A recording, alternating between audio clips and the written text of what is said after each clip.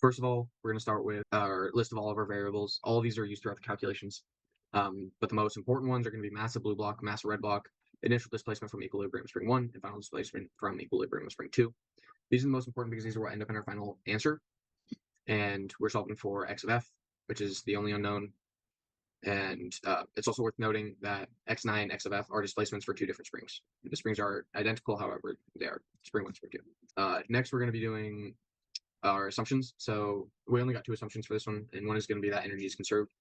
We are assuming this because in the problem it stated that no energy is lost, or that surfaces are frictionless, and because of that, we're just going to assume that no energy is lost and all energy and momentum is conserved in the system. Next one is going to be by the time block B hits block R, the spring is no longer acting on it.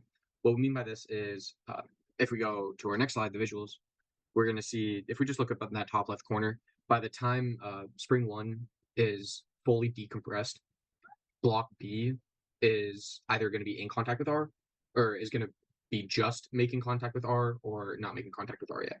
Because if we didn't assume that, then spring 1 could still be acting on B as it hits R, or even still acting on it as they both hit the spring, which is way too complicated, and we don't think what this problem is about. We then also in these diagrams, so we just got initial and final. Initial is what it looks like at first, and then final is what it looks like at the end of the problem, and you see XF there is what we're solving for. And then we have, I also did some energy graphs just for our potential energy and kinetic energy at 3 given points throughout the problem. So first, it's all going to be in potential energy of spring 1. There's no kinetic energy yet, nothing's moving yet. Second is when block B and block R collide, which is all going to be kinetic energies. There's going to be no potential energy at this moment.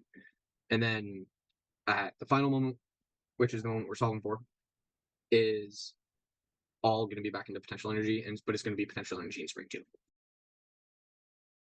In order to go about solving this system, we're going to have to keep a couple of rules in mind with regards to energy and momentum and all that fun jazz, as well as some basic equations that we're going to use to solve this problem. So, first things off the bat, we are going to be dealing with momentum and velocity of objects, both of which are vector quantities. So for our problem, we're going to want to keep in mind a denotion of positive direction and a motion of negative direction. And we'll denote the left of the system to be a negative position change, and then the right of the system to be positive, just to keep all of our vectors in the proper formats. We'll also, just for rules of the system, we want to keep in mind the conservation of energy. So if you have two objects in a system and no other external forces on them, the energy in that system is going to be conserved. The same sort of situation applies when you're dealing with the conservation of momentum. If no other momentums or energies are added to the system, then the momentum of that system is going to be conserved. Either that's between two objects or what have you, which we will go into further in this problem. We'll also want to keep in mind the potential energy of the spring equation, which is 1/2 times the spring constant times its shift from equilibrium squared. Also want to keep in mind the kinetic energy of any object, which is 1/2 times the mass of that object times its velocity squared. And then for the momentum of an object, which again is a vector, is going to be its mass of that object times its velocity at a given moment in time. Now, solving the actual problem itself, we can take a look at this system where we just have the spring and the mass of the blue block. This spring in its entirety is going to be compressed some distance, which we'll denote as xi. This is a negative position change in the context of our entire equation. So we'll go ahead and write that as a negative symbol. And upon this compression, this system has a great deal of potential energy, but because this energy is going to be conserved throughout its time of decompression, all this energy is going to be translated into kinetic energy, which is going to be experienced by block B. Now, when this block reaches that equilibrium, we're assuming that this equilibrium is happening before this block so that we won't have pushing on other blocks and such. This block is going to be released, and it's going to have the kinetic energy as it releases from the spring. So, if we want to keep in mind, basically, the potential energy of a spring, or which we'll denote as USP1, is going to be equal to the kinetic energy of block B upon release.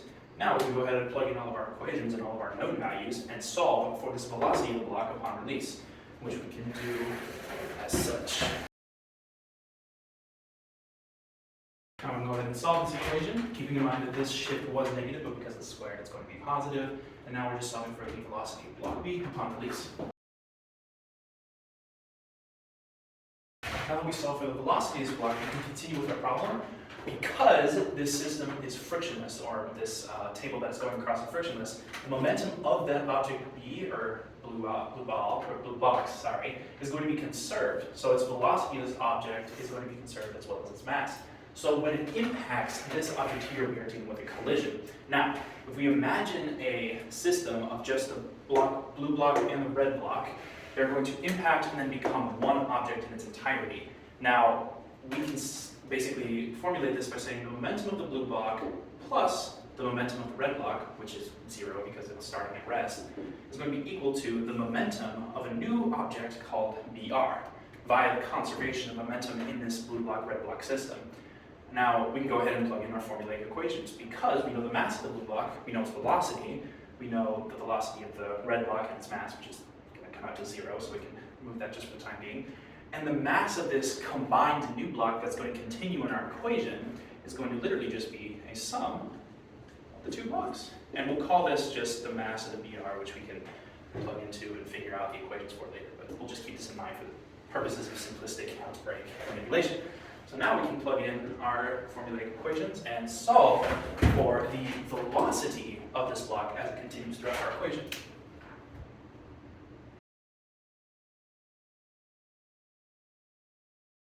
Now that we have this in mind, we can solve for VDR, the velocity of the block in red.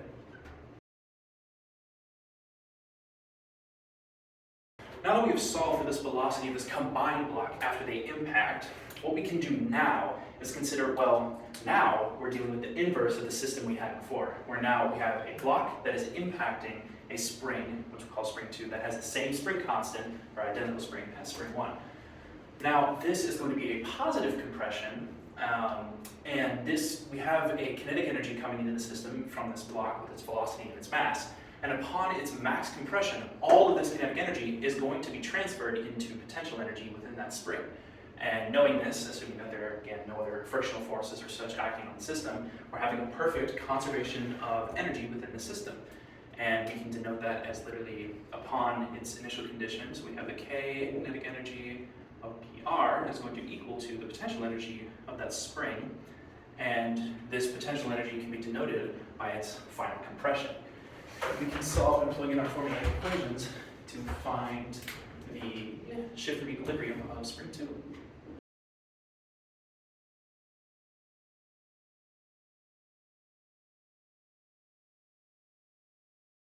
All right, now that we have our entire equation written out, we can now solve for that max compression of the spring after the impact of the block MBR.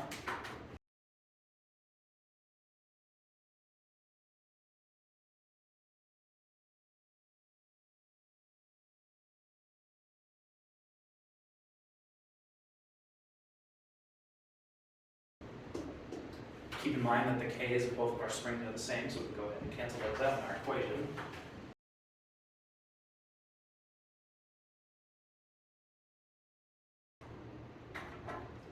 And we can convert our mass of both of the blocks back into our equation.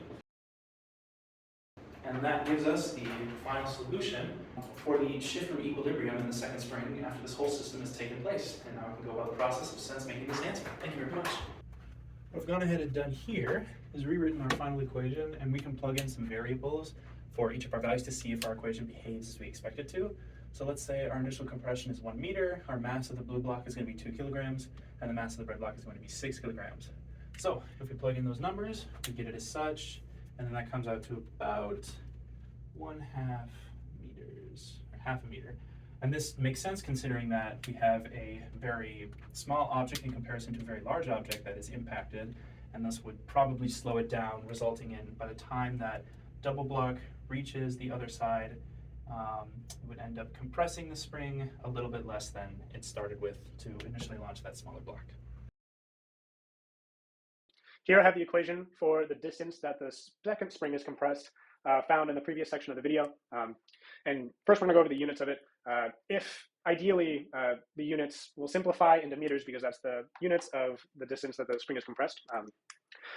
All of the components, they have the MB has the units kilograms, MR has the units kilograms, and XI, which is the distance that the initial spring is compressed, has the units of meters. So we get kilograms times meters squared over kilograms plus kilograms. The denominator simplifies to just kilograms because it's kilograms plus kilograms, which cancels out the kilograms in the numerator because it's times kilograms divided by kilograms. So we're left with the square root of meters squared, which is meters. So this just shows that the equation that we found simplifies into the correct units based on the quantities that it's composed of. Next, I'm going to go over the symbology of the equation. First, I'm going to discuss x of I, which is the initial distance that the first spring is compressed. If one were to increase the distance that the spring were compressed, because it's only in the numerator, it would increase the distance that the final spring is compressed. And this makes a lot of sense because if this spring is compressed more, then here we have the equation for spring potential energy. This delta x value is going to increase. There's going to be more spring potential energy that's going to be converted into into an equal amount of kinetic energy. With mass held constant, the velocity of this block is going to be much higher. And then it's going to hit this block. They're going to continue their momentum, and they're going to move with a higher velocity than they would have otherwise, and compress the spring more because they're just moving with more momentum. Since mass is held constant, the velocity is increased. So it makes a lot of sense. Next, we have the mass of the red block. As you can see here, it's only in one place. It's in the denominator. So by increasing the mass of the red block, the total distance that the second spring is compressed will go down. It'll decrease. And that makes sense because all of this over here would be held constant, but the mass of this would increase. And because the mass increases, when they have their inelastic collision, the mass is going to be much higher, but the momentum is going to be held constant. So the velocity is going to decrease. And therefore, it's going to move the spring less. It's going to have less kinetic energy to bring to the spring and overall compress it less. Finally, we have the mass of the blue block. This one's a little bit trickier because it's in both portions of the equation. It's on the bottom in the numerator and the denominator.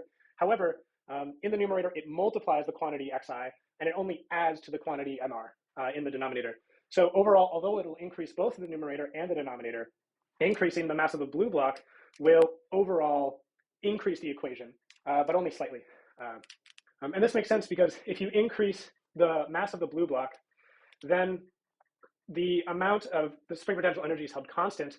It transfers into kinetic energy, and with the mass being higher, the velocity has to decrease to conserve this. But although the quantity of velocity is squared, so it doesn't have to decrease by that much.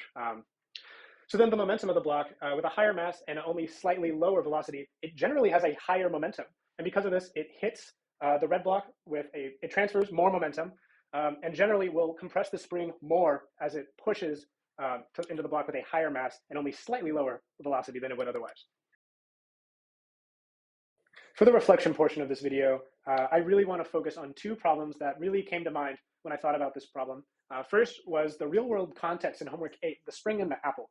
And the reason that this came to mind is because it dealt with transferring kinetic energy into spring potential energy as you dealt with the system of the spring and the apple. So this problem was very similar to the one that we just did because you have to recognize how energy transfers from one object to another.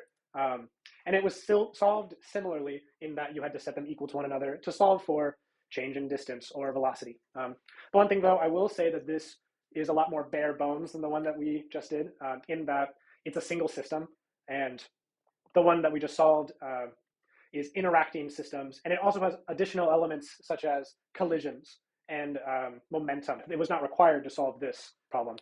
And the other problem was activity 2.9 in the week 9 recitation, which was the collision of two cars. And the reason that I thought about this is because this was really the introduction of inelastic collision. We have two objects with some mass and velocity hitting, tangling, and combining, becoming a single object with its own mass and momentum equal to that of the momentum of the two systems prior, or the system prior. And the reason that I bring this one up is because it deals with something very similar. It's based on the law of the conservation of momentum, where two objects collide and their momentum is equal to the momentum of a new object. And this was dealt with in the problem that we just did, where the two blocks collide and they slide and they interact as a single object, although they didn't get as tangled as two cars would. I will say this is similar in a lot of ways because it also asks one to think about the kinetic energy, how it changes.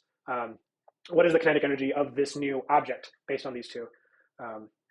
So with that, all that being said, I will say it is different, however, because similarly, the problem we just solved with the springs and the boxes dealt much more with energy and momentum almost equally, as it had sort of three parts to it. The initial launch, which dealt with the transfer of energy and the conversion of that into momentum, the collision, similar to this problem, which dealt more with inelastic collision and momentum laws, and then the final spring pushing, the last energy transfer from kinetic energy to spring potential energy, which solved for, which was very similar to this, sort of in the opposite direction.